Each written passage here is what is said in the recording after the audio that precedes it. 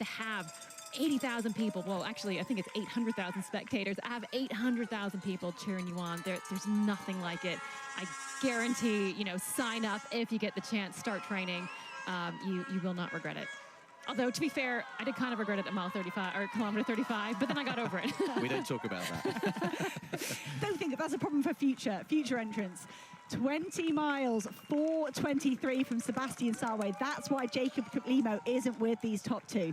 That is real turning of the screw from Sebastian Sawe. I'm impressed with Yomif Kejelcha. He's got to be loving the fact that these miles are ticking off and he is still there. I think with every mile that Kejelcha could reach out and touch Sebastian Sawe, the nerves, the anxiety about doing this 26.2 will be melting away for Kejelcha because he's mastering it. Jacob Kiplimo, I don't know, Chris, I don't think if Kiplimo gets back onto this pace, unless he thinks Sawe is going too fast. Unless he thinks this is a crazy move. No one's out of that race. No one's out. They're all very much in it, as we are in the elite women. All three of these ladies could win this race as well. These are two very, very open races right now. And we're coming up towards the Big Ben sign, as you mentioned earlier, Hannah. This is very much a comforting sign, but also a sign where I have to say I haven't been involved in too many sprint finishes at the end of London Marathon, thankfully, because you do all that effort, you get to 26 miles. Oh, wow. Helena has thrown down a 5:04. I have to say, this is unexpected. Absolutely brilliant, but unexpected. Helena Beery has done a just Asefa from last year. She has. Asefa did a 5:03 at this point, and what a mental game to play. Kind of instead of, like we said on this men's side, everyone waiting for Sebastian Sawe's big move, for Helena Beery to say, oh, cool, yeah, I read what you did last year, I'll have a go. And off a faster pace, Helena Beery dropping a 5:04, and now it's her turn to invite Asefa through. And Asefa, because she can't say no. She asked that question 10 minutes ago. You can't very well not take up the invitation of Helena Beery. Go for it. As Iberi's going to try and get that drink. Oh, that's good sportswomanship from these three. I think, if you're in a track race and there was a gap open up like that, or you felt a competitor was boxed, you just go for it. But I think at this point, coming up on 2 hours and 10, I think that was good from Asefa just to say, all right, come on, let's all get our drinks and then do battle. I tell you what, like in a Formula One sense, you have the line. I think she had every right to hold it, but fair play, she didn't. She got it because, again, at this stage, I know we're coming to the final stages. What these ladies are doing right now is they're getting that fuel into their mouth, and what that is doing is getting messages to the brain just to give them that pep. It's not going to get into their stomachs and fuel their muscles, but it's going to get the message to the brain just to give them that extra little bit for the end. But that was, fair play. That I have to say, that's what I like to see. Hopefully that will translate to a fair result at the end. But that was a quick mile from Helen, really quick, and we're still just inside women's only world record pace. It's a 2:08:27 through 40 kilometres for the lead three athletes. We mentioned the long straight towards Big Ben, the optical illusion, because once you're at Big Ben, you can just start to think about the finish and the relief of that it just dangles there in front of you. Tigist Asefa looking good, tucked in behind Helena Beery. Jocelyn Jepkosgei still full of running. And I wonder the confidence from Jepkosgei from that 2:14 in Valencia. We know Valencia is super quick. We know it's a fast course, but she's got to be buoyed by the confidence of the way she finished at 2025. Yeah, we'll get back to that race very soon, but we're back to the men's race. And still, Sawe still putting the pedal to the metal. Kejelcha still hanging. I love this little grip teeth. A 4:29. I mean, listen, it's still, effort-wise, it's still going to sit in that family of he's pushing the pace right now. The subtle differences based on the course will give you the subtle seconds differences, but the effort is still the same. Kiplimo, I can see, he's hovering in the background. He's very much like that as a runner, isn't he? He's very much like a hoverer, for lack of a better language. But he's still there. That gap is still very much doable. It's still very much catchable. And again, the longer he can stay there, the closer he'll get to the finish. He'll have the confidence to put that injection to close them down. But he's drifting for the bottles. Sawe, Kejelcha, are they going to go for that bottle, or are they just going to let it go? They're going to let it go. So yeah, Kejelcha lurking. What would you say about Kiplimo? He's in the wings. I don't know, Kiplimo, if he doesn't get back onto this in the next 4 or 5 minutes, I'm not sure Jacob Kiplimo is going to match his second place from last year. He looks good for a podium, though. There's a big gap behind Kiplimo, but Kajalcha on a marathon debut. This is absolutely phenomenal. He's still on for a super, super quick time. We know Kipton was absolutely flying in the closing stages in Chicago, but Salway did that last year. He finished off this race at sub-2 hour pace. And Salway pushing and pushing, and Kajalcha, if these splits are correct, if these projected times are correct, Kajalcha could be on for the fastest ever marathon debut. And that will be some achievement for Kajalcha on a course like this. The fastest debuts from Kipton, from Salway have come in Valencia. That magical course where everyone obliterates their lifetime bests. We could be about to see history being created in that men's race and the women's race as we move across. They take a turn to the right at Big Ben. They're coming into the final mile now. This is gonna get very, very interesting very, very quickly. This is, for me, was always a bit of a nuisance just to get down, to get onto the mile.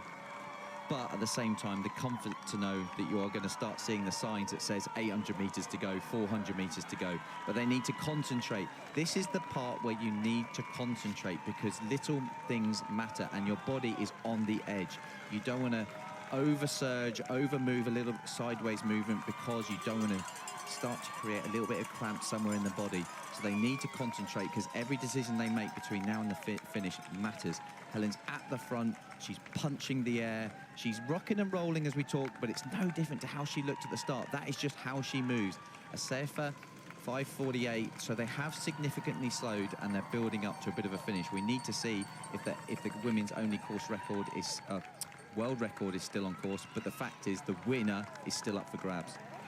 At 5:48, we know there's a bit of an incline as you come up, so off the embankment towards this corner, towards Big Ben, but at 5:48 for me, a significant slowing. I wonder if it's just starting to get tactical. Abiri was asking Asefa to come through to pick up the pace. Asefa, at this point last year, was out on the streets all on her own. She's not today. We've got a three-woman battle as they approach St James's Park. You're right, Chris. Mentally, physically, tactically, emotionally, these women have got to measure their effort perfectly. They do. And I'm looking at the faces right now. They are still inside women's only world record, the record that was set by Tigges last year.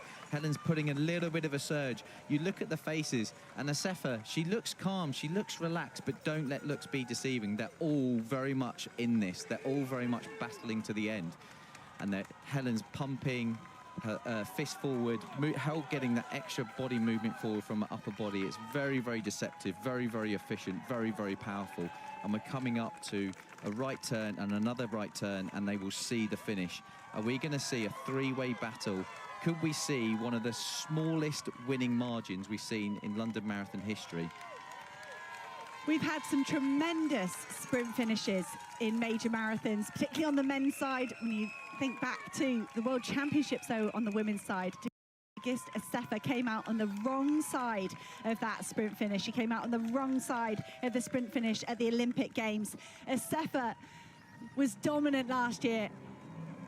She's not going to dominate this year. What a treat to have three women side by side. Could we see a women's only world record? Surely the winner is going to be credited with that, but who is going to take the win? Don't put me on the spot like that. I'm looking at it and I can't pick it because this is deceptive. I think Jocelyn is looking a little bit like she's starting to peel off the back. Helen's looking at her watch at this point. They are subtly winding and winding and winding them up. They are slowly loosening that tap, letting more water come out. But this is going to be tight. And there is a small gap starting to appear from Tigges. This is a move. This is a genuine move. And she's started pumping her arms. Helen needs to react, and quickly. This race has been phenomenal from the elite women. Three women locked in a battle until the very closing stages. Tigist Asefa has been patient. Her tactics have been brilliant. She was responsible for keeping that pace on at around about the halfway point of this race. Asefa, she used to hold the world record. She's been on the podium of so many big marathons. It was a win last year in 2025. She decimated the field in the closing stages. This year, Tigist Asefa had a tough task on her hands. Helen Abiri, Jocelyn Jepkosgei pushed her all the way here on the streets of London. But in the end, is going to be a second consecutive London Marathon victory for Tigist Assefa of Ethiopia, the third fastest woman of all time. She's already the women's only world record holder, and she's going to lower that mark by 10 seconds. What a run from Tigist Assefa. Helen Obiri, in her London Marathon debut, smashes her lifetime best, dips underneath 2:16, and Jocelyn Jepkosgei makes it 5 consecutive podium finishes at this race. Wow, the fist pump from Assefa. She knew she had a tough task today. And just a note to say, yes, she took 10 seconds off that women's only world record, but Paula Radcliffe's course record survives, impossibly survives another year. I think the racing got the better of these athletes as they went into the penultimate mile there. Look at the emotion from Assefa. There was that 5:03 from Helen Obiri. She had a go at breaking everyone, and then they just slowed down. They looked at each other. A brilliant podium and a wonderful, calm, composed win from Assefa. Yeah, what a performance from all three ladies. They absolutely took to roads of London and gave it an absolute pelting. For so long, they were operating at 2:12, 2:13 pace. And as you say, I think the competition just got in the way of an even faster and a course record time of Paula's, as you say, stands for another year. But that's the nature of the beast. You need competition to stay hot and the pace to stay hot. But she takes the tape for the second year running, and I think that will mean the world to her, and she's really cementing herself, Tigist, as one of the greatest marathon runners we've seen in modern times. It was the dynamic we spoke about, Chris. The fact that we needed athletes to be aggressive with the pace in the final 3 or 4 miles. And did you want to come second underneath the 15:25 like that? But you wouldn't care. You wouldn't care. It was one of those races that the win was the most important thing. And I think that was just really polarized for these 3 athletes. Really focused in on that for the last 3 miles. But a great run from Tigist Assefa to take the win. And we're just focusing in on 4th place here. Have Amanangole running well, but I think the Kenyan has faltered slightly in the closing few miles. Dagitu Azemiro is the next athlete up on our screens. She's gonna, I think she is the athlete in 4th place as she comes through with 385 yards to go past Buckingham Palace. You Google London, when you put it in and you see all the landmarks come up, it must be surreal to then come and race the London Marathon as an elite athlete. They clear the streets of the nation's capital, they line it, whack all the spectators on the side, and you get to see those iconic marks, the London Eye, Big Ben, Buckingham Palace. Azemiro has run really well, a really good, calm race. A lifetime best of 2:17 back in 2021, coming second at this event. And she didn't really run another marathon for another 3 years after that. Azemiro looked poised to have a fantastic career in marathoning, and it's just had to take a bit of a hit in the last few years. But this 4th place here in the London Marathon, a great kind of return to form, if you like, for Azemiro. Said she was inspired by the accomplishments of the likes of Tirunes Baba and Meseret Tafar, brilliant Ethiopian athletes to look up to. Azemiro is going to be back underneath 2:20. 4th place finish here in the elite women.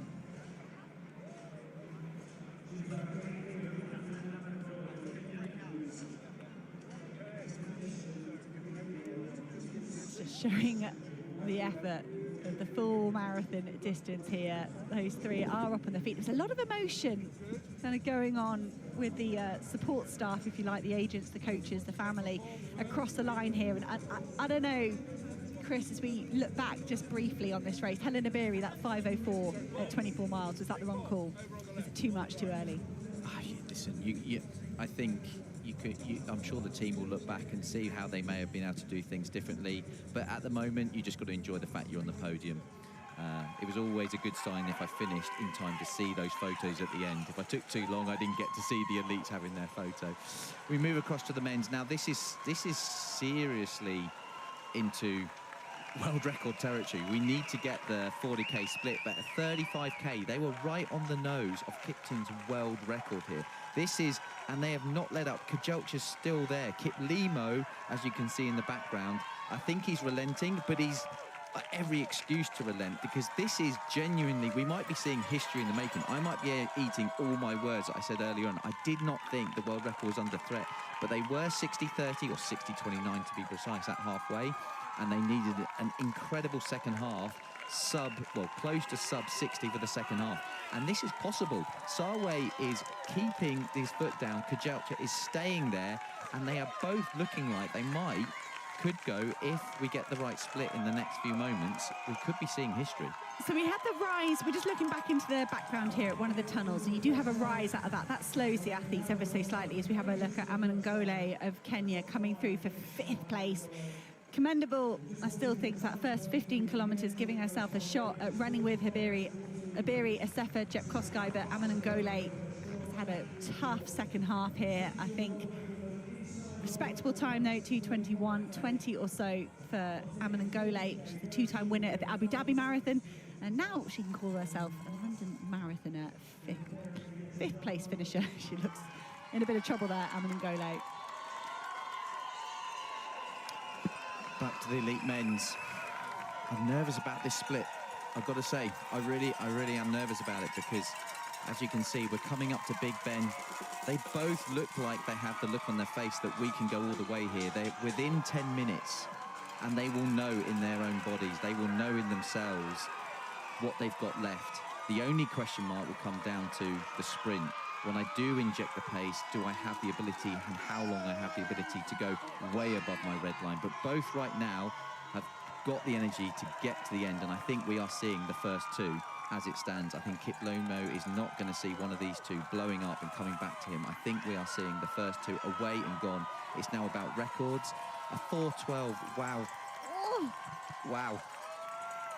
This race, London Marathon, we know it's one of the most prestigious road races in the world. People say stuff, it's harder to win the London Marathon than win the Olympics, or it's as hard.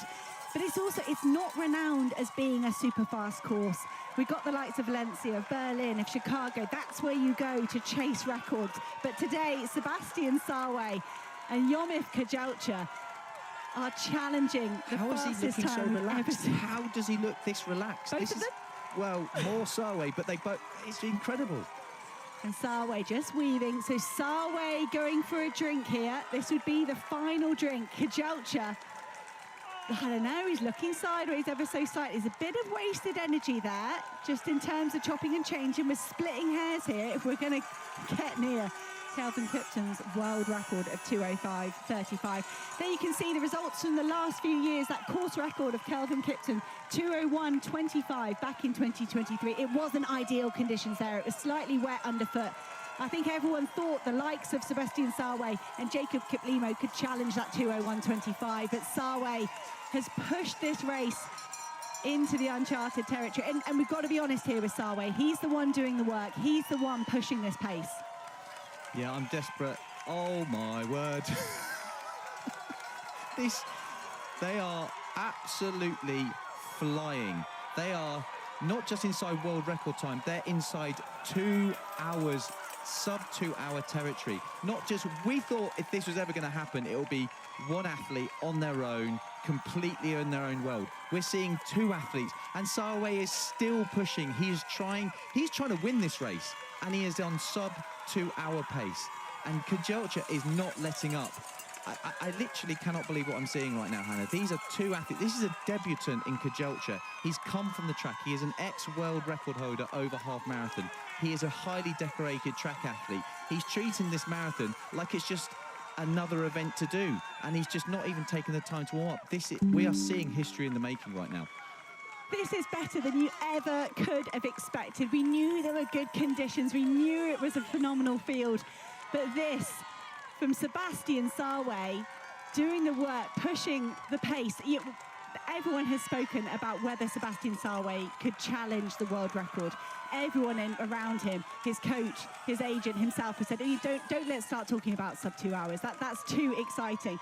But he's taking it there. But Chris, Yomif Kajalcha is right there. This is not a one-person race. Yomif Kajalcha is on the shoulder of Sarway, and he's not faltering. Kajalcha looks locked in. He looks, oh, I don't know. Just as I said it, is that a bit of a gap between Kajalcha and Sarway? It doesn't matter. They're both absolutely flying. I'm getting goosebumps. I'm nervous about what we're seeing right now, because usually at this stage you can see each other cancelling each other out because of the pace they're going at, and they ignore records and they go for the win. But this is working brilliantly. We're coming up, that is the last little upward turn, so you can almost forgive Kajalcha for doing that, but I think it is a genuine reaction to the fact he cannot necessarily hang on to Sarway. But are we about to see two men break two? This is just incredible, and don't be fooled by the 4:33. That is a slightly uphill, and if you take the average across those 2 miles, it gives a better reflection. But you are seriously, Sarway is about to run himself into potentially huge history books and rewrite marathoning for the future to come. You are watching the best marathon race we've ever seen in the world. Sebastian Sarway operating at under 2-hour pace.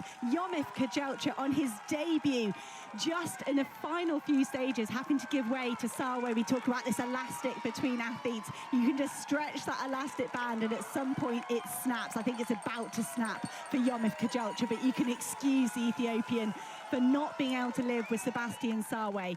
We have never had two men in the same race go sub 2:02. And we are going to have two men potentially sub 2:01 in this race, maybe even quicker. They're working incredibly hard. We're into the closing stages here in London Marathon, well into the last mile, and Sebastian Sarway, the defending champion in only his 4th marathon ever, could challenge the world record of Kelvin Kipton. 2 hours and 35 is the target for Sarway. I think the world records are given here. The question is 2 hours. I'm desperately looking for the side of the road for the 800 metres to go, because if we can see that anytime now, we are definitely on for this, because 2.5 minutes is only 5-minute pace. I say only like it's just a walk in the park, but these guys are operating, and he is full on going for this. At the 40k marker, he was inside. He had a good 7-second margin. This is going to be really, really tight. This is no longer about the world record. This is about sub-2. This is, in a race situation, the thing we've been talking about. Can it happen? Could London be the event that we see? And I'm desperately looking. I cannot see the 800 metres to go marker. Maybe we'll see the 400 to go marker to give us a sign. But he's away. He's gone. It's Herm. 600. This is on. This is absolutely on, Hannah. Oh my word, Sebastian Sarway has got 2 minutes to cover 600 metres. He is going to go underneath 2 hours. Remember all the effort, all the science, all the calculations that went into Eliud Kipchoge and those sub-2 challenges, the Breaking 2 project. They poured everything into that. Pacemakers, science, nutrition. It wasn't a legal race. They had to do things with pacemakers that you're not allowed to do. But Sarway here in a real race, a world marathon major. He had pacemakers till around about halfway. But this from Sebastian Sarway is absolutely brilliant. There was talk of the course record 2:01.25 by Kelvin Kipton back in 2023. That has been decimated. The world record of Kelvin Kipton, 2 hours 35 seconds. Everyone looked to Kipton to see, could he do a legal sub-2? Unfortunately, the Kenyan athlete, his tragic death in 2023 left us wondering, was anyone going to ever break 2 hours in a true run race? And today, Sebastian Sarway has taken London Marathon by the scruff of the neck, and he has sprinted away from a world-class field. It's Sarway versus the clock. He's going to do it. We are going to see a legal sub-2-hour marathon to Sebastian Sarway. It's the world record by nearly a minute. Wow. And just behind him, Yomif Kajalcha. Could we possibly see him under 2 hours? It's going to be mighty close. It is sub 2 hours for Yomif Kajalcha. That is the fastest debut ever. I mean, that doesn't matter. It's the second fastest time ever. I don't care. He finished second. He's broken 2 and finished second. What have we just witnessed? I'm absolutely speechless. I want to see if Kip Limo finishes inside Kipton's world record. Hopefully we'll pan back and see that. But we've just seen two men break 2 hours. Kit Limo coming through now. Hopefully, he's got a chance to break the old world record here. This race has lived up to everything and more. Kit Limo's got to be left scratching his head. He's run a world record, what would have been a world record a minute ago, and he's come in 3rd place. He's got to be looking at that watch saying, is this right? That was phenomenal. And there's a story, there's a narrative to this that we haven't spoken through today about Sebastian Sawe and his training group inviting extra scrutiny, extra anti-doping testing, because they knew that he was a special talent. They knew